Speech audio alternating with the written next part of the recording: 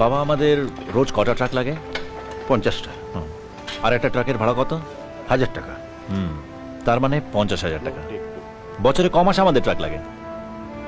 তুই কি আমার সঙ্গে কোন মানেগা ক্রোড়পতি খেলছিস? বাবা জিজ্ঞেস করছি।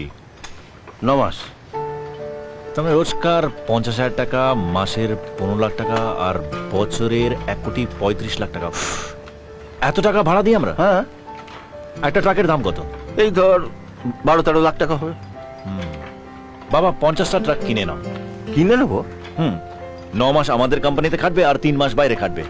এতে যা পয়সা উঠবে তাতে আমাদের ট্রাক ফ্রি হয়ে যাবে, আর তোমার হার্টের ব্যথাটাও চলে যাবে। বাকি কি রইলো? কিছু না। দাও দেখি, হাতে দাও।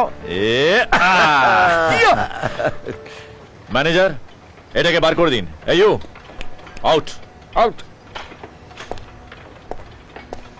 কি বুঝলে? নিজের ছেলে বলে বলছে না, এরকম ছেলে পাওয়া যায় না। ঠিক সময় এসে না পৌঁছলে তো ঝেড়ে সব ফাঁক করে দিতে। চলে শালা, আমিও দেখে নেবো যে ট্রাক কি করে রাস্তায় নামে। এই শোনো, তোমার এই মুখে বড় বড় বাঘ মারাটা বন্ধ করো তো।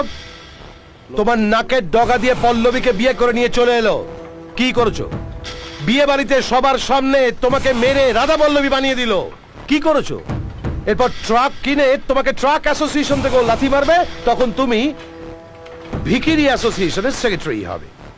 ম্যানেজার বাবু, ও আমার পিঠে লাথি মেরেছে, আমি কিচ্ছু বলিনি।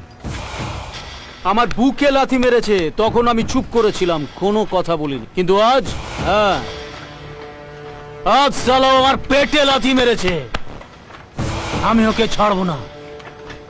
এর বদলা আমি নেবই। কত টাকার মাল আছে জানিস? দেখ আজ কত পারিস? তোল তোল, আসা তোল তোল।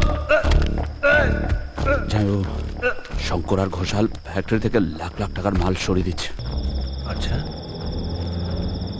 তুমি একটা কাজ করো। হ্যাঁ ঠিক আছে।